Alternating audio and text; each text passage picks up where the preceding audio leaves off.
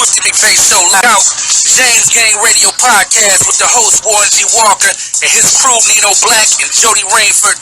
Covering entertainment from around the globe. The Facebook, James Gang Radio, and the Twitter, James Gang Cast. Salute one boss to another. Make sure y'all show y'all support. Let's keep the ball rolling. We in the zone. The James Gang Radio Podcast is back with this latest edition. My guest today is former Death Row artist Danny Boy. He was on songs with Tupac Shakur, hit songs like Toss It Up, I Ain't Mad At You, several others, and I think Danny Boy came back to Death Row in 2001 or 2, after Suge Knight was released from prison. And I'll talk to him a little bit about that. And he's got a book coming out, or is out. What's the name of it, Danny Boy? The name of the book is called Stranded on Death Row. Yes, Stranded on Death Row. I can only imagine what it entails, but we'll get into a little bit about that. No doubt. And welcome, Danny Boy, to James Gang Radio. Danny Boy, how you doing? Thank you so much, man. I'm great, man. I'm blessed. Great morning here in the ATL, and I appreciate you having me on as well. Well, I appreciate you coming on. I really do. Like I said, I was a big fan of Death Row in the 90s. Like I said, you were the man. Like I said, you were on the team. I mean, like I said, that was the team over there. That was like the dream team over there. You couldn't ask for anything better. The dream team and the 90s, and I heard DJ Quick say, he said the thing about the 90s is we took them for granted and they went by too fast. Is there any truth to that? Wow, that's really good. I need to use that. Is that kind of true? Yeah, man, no doubt. We did take it for granted. That's crazy. Wow. That's a good one, man. That is a good line. Yeah, I got to borrow that from Quick. That's a good one. But tell me about the book. I know you can't say too much, but tell me a little about Stranded on Death Row. When does it come out, or if it's already out, and where can people go find it? It is out. It's been out since February of this year. It's called Stranded on Death Row. It's available on Amazon, whether you're ordering it the hard copy or the download, as well as on your Kindle, your Nooks. It's available on there as well, and on my website as well at IamDannyBoy.com. And this book it's just my musical journey, and I just didn't leave it there. You know what I mean? I also have to add my life journey. You know, before going to Death Row, my mother had 7 strokes when she was pregnant with me. Right. She was a vocalist as well, and she lost her voice through those strokes, having those strokes, and I just feel like I've always been able to carry this blessing, man. And I come from a singing family. You know what I mean? So some of the things that I went through early on in life, you know, such as the bullying, and I mean, so many things that I kind of put in there. I just shared. You know, I like to tell people all the time, it's not a tell-all type book; it's a share-all type book. So I'm starting right at the birth of me. You know what I mean? I wasn't supposed to. I had a brother that was born the same day as me a year before and passed, and I was born the next year. So it seemed like, you know, the enemy had always been at attack. You know what I mean? Then I get this opportunity to do what I've always dreamed of doing, and that's signing a Death Row record. And as you said before, man, it was nothing bigger than, you know, Death Row Records in the 90s. And, you know, I was a kid, and a lot of things, man, I love that. A lot of things that I took for granted, you know, hanging around those guys, and getting an opportunity to record with the artists that I did, and, you know, not knowing, but not only did I take it for granted, I got great things from it. And I shared those great things by, you know, working with Tupac Shakur and Babyface. I just went through a whole list of people that I had an opportunity to work with, Tina Marie, and different things like that. And not just being at Death Row, but I also talked about the struggle.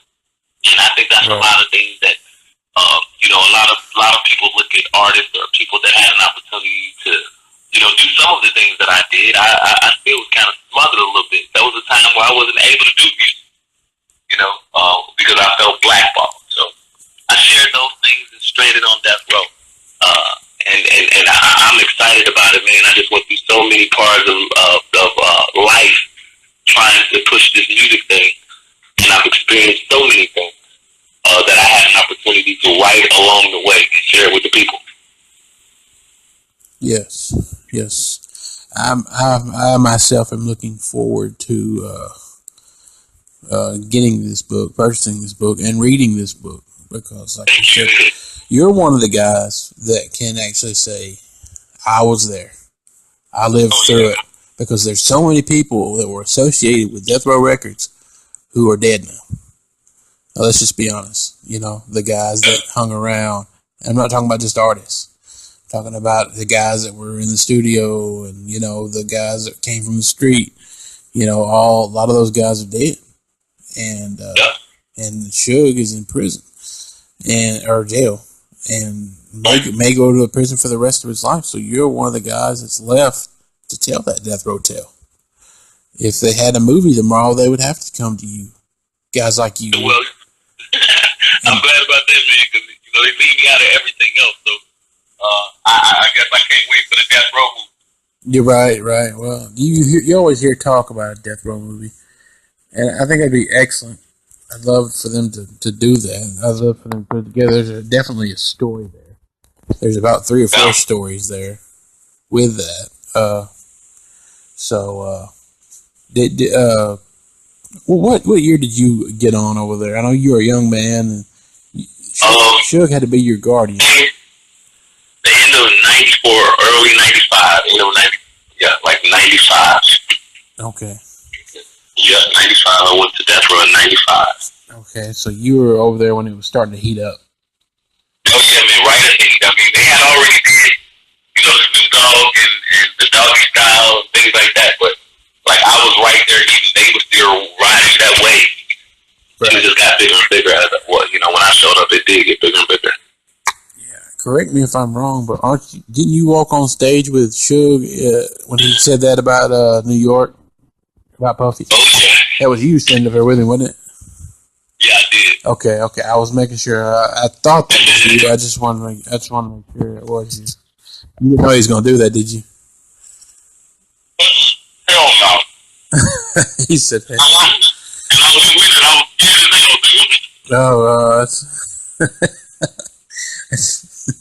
That's an exclusive right there, folks. He did not know. I did not know. There's so many stories over the years that have come out of Death Row Records. This happened. I'm sure you were privy to a lot of things as a young man.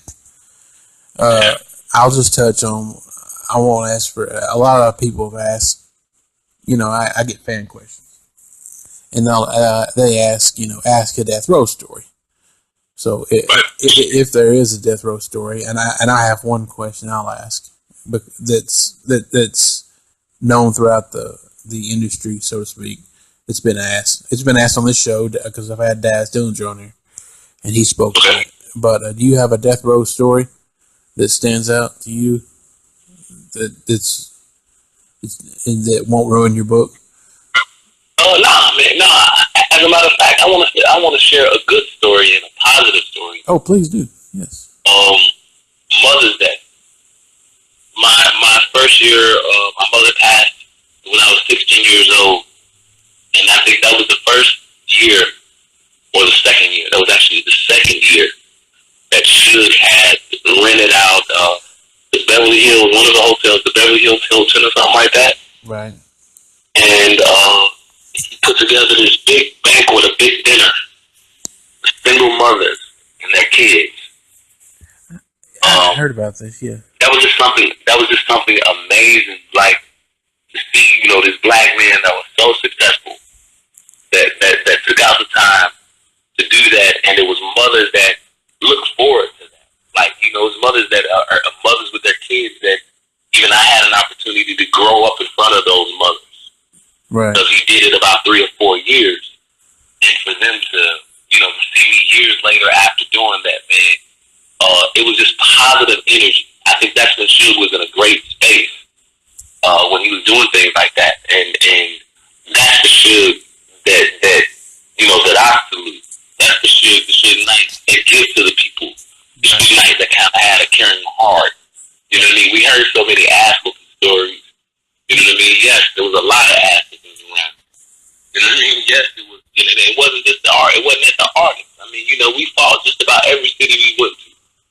But to see Suge stop in the middle of the mall and look out, you know, for a kid that was in there trying to buy some shoes, and he just laced them up, put a couple $100 in his pocket. You know what I mean? It was almost like the Nino Brown. When Nino Brown was in the movie, you know, he was trying to get the hood. He was taking care of the hood. Right. That's the things and the things about Death Row.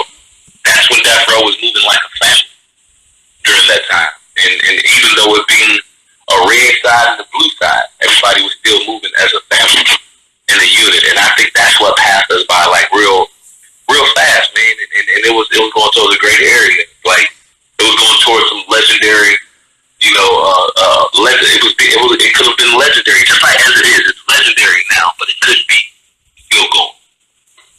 Right, I understand what you're saying. Yeah, it's a shame that it had to end the way it did, and that it's portrayed as what it's portrayed as. That people only remember the negative. You know, it wasn't just bad times, man. It was some good times, man. And it showed in the record. Right. You know what I mean? When I listen to some Death Row records, man, I can almost go into a scene in my head. What was going on during the Murder Was the Case album? You know what I mean? What the atmosphere was like. It was incredible, man. It was music. It was music, and it was success. And it was to do something in the music business that hadn't been done, but just something different. And that's what Death Row was creating. Death Row was creating that, and I still dropped the ball on that. Right. All right. Shift gears for just 1 second. Tupac. You worked a lot with Tupac. Toss It Up, I Ain't Mad at You. You know, there were several tracks you cut with Tupac. Was there a side that people didn't get to see of Tupac that you got to see? Because I know he's very fond of you, and you see that in a lot of videos that he speaks on Danny Boy. The Mother's Day thing, he was talking about you. The video, he talks about you, and like, you know, but there's obviously some kind of chemistry there because y'all did several tracks together.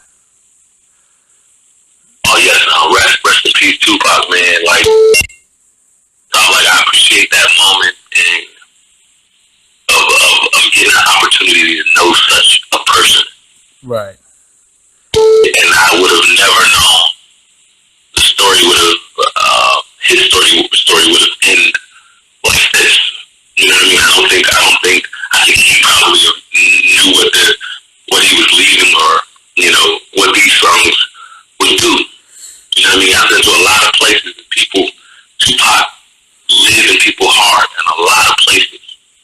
He's in them in a lot of places, different cities, different states, different countries.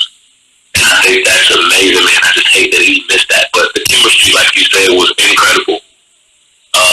And what Tupac, what people sing, that was Tupac. Like, I don't think there wasn't a hidden agenda. You know what I mean? If he believed in something, that's just what it was. Like, whether it was in a personal setting, I mean, you know, Tupac was almost a political dude in a personal setting. You know, he was rah-rah in a personal setting, like in between the homies. If he believed it, he spoke on it with passion. And so I think everybody had an opportunity to see, but man, just a good dude, all around good dude. And we were so young. You know what I mean? Now that I look at it and know that it's over 20 years ago, like we were so young, and it's a shame that you know the world didn't get an opportunity to see more. Right. Yes, you are correct. Yes, Tupac. Yeah, he really was like a James Dean of his time. You know, he died too young and left this legacy of work, you know, that's remembered forever. So, but his time on death row, you know, I think he was over there 9 months, but you would think he was over there for 9 years because it felt like it. Yeah, it felt like it. Like I had somebody else say, you know, somebody else was like, man, you known Pac for no more than a year. How you get sprayed and this and that? You know, like you said, man, it felt like a lifetime. You know, it felt like a lifetime, and just like people love Pac without knowing. Just imagine what it was to know the man. Right. So, you know, I'm a grown man now. These are memories I have since I was a kid that I will forever remember. I will forever remember sessions with Pac. I'll forever remember, you know, riding in the car with him and joking and laughing, and him saying, you know, sing the old school song. I'll forever remember that. Right. That's awesome. That's legendary. Like I said, yeah, Tupac score. Rest in peace. And not much you can say. You know, other than his body of work, kind of really just speaks for itself. Wow, yeah, man. There's just so much of it. Excuse me. No. Sorry about that. But anyway, can you touch on the Sam Snead story? Were you there for that? What's that story? Where the meeting's held and Sam Snead gets beat down. Yeah, I mean, you know, I was there, but it wasn't really no beat down. It was kind of like one of the beat down like that. You know, one of them kicked him in the ground and rushed him. You know, I was there. That was a normal death row. That was a death row meet. It was a red room meet. We've heard about the infamous Red Room. We've heard about the infamous guys around Buntree, Heron, Neckbone. Oh, yes, people in crazy parties. Yes. It's so funny when I hear people talk about the Red Room. You know what I mean? Like, I slept in that room, like, as a teenager. You know what I mean? That's why it was a bedroom, like, in the back of the office that Suge had pimped out.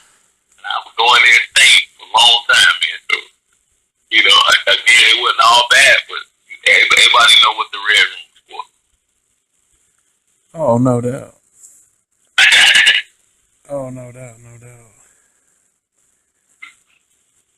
But yeah, yeah, the Red Room. Heard about the Red Room. And what was different when Suge got out of prison? What was different about the second Death Row reincarnation? I should say. What? Oh, wow. Other than the fact that they didn't put out any music. It felt like Suge was stuck in a time warp or something. Like, it felt like he was, you know what I mean? Like he had been gone way too long, and I guess that happened when you go to jail. And I didn't expect it because, you know, he was so vibrant, creative in the things that he wanted to do, and the things that he did when he got out. You know, even after being in those years, he still, you know, he still kind of had the wrong crowd. Well, he wanted to have the wrong crowd. Right. Around, you know, after becoming, you know, he was the older guy then. I think it was sit down time at that point where he had an opportunity to really make Death Row or create another image for Death Row because people were still looking at it. And it was just different. So the artists that he chose or that he chose to have around the music and a lot of the people that made Death Row, they were gone. Right. Big Daz and Snoop and those guys wasn't around, so it definitely felt different. But I was there out of being loyal to Suge. Right. Out of me hoping that something could happen again because I went to other record companies and they wouldn't do it. Right. Is that because of Death Row being blacklisted? Just because of Death Row, and you know, I was known to be Suge's son, so when I went into record labels, they would say, "Oh man, what would Suge think?" Right. So what would Mr. Knight think would be actually what would they say? They would say, like, what would Mr. Knight say? You know, so a lot of opportunities, you know, I passed me by because of that. Yeah. Well, before we close out here, Danny Boy, can you talk about what you're doing now? Can you tell the fans what's going on with Danny Boy right now and what they can expect to see from you in the future? I'm on the road with Casey and JoJo. Awesome. I feature and do backgrounds for them most of the time. Good deal. And actually, I I got some things that I can't quite talk about, but everybody can expect to see me in really soon. Good deal. Really, really soon. Everybody can see me and get an opportunity to see who I am, because I will show who I am in front of everybody, man. I am pushing my music as always, running into opportunities to make it happen. Stranded on Death Row is the book. I'm promoting that. And the stage play, I'm trying to get together the stage play, Stranded on Death Row, the book. You know, hip hop meets like Broadway stage with the book. And if you want to find out more information, IamDannyBoy.com, or my Instagram is Legendary Danny Boy. And I'm always posting up different shows, and I'm doing features and hooks. So y'all get at me, and I appreciate moments like this, man. Again, I thank you for even hit me up to hear my story. I hope I've answered questions, and anything else, I'm open for it, man. I do appreciate it. Oh, yes, sir. Like I said, we appreciate you coming on the James Gang.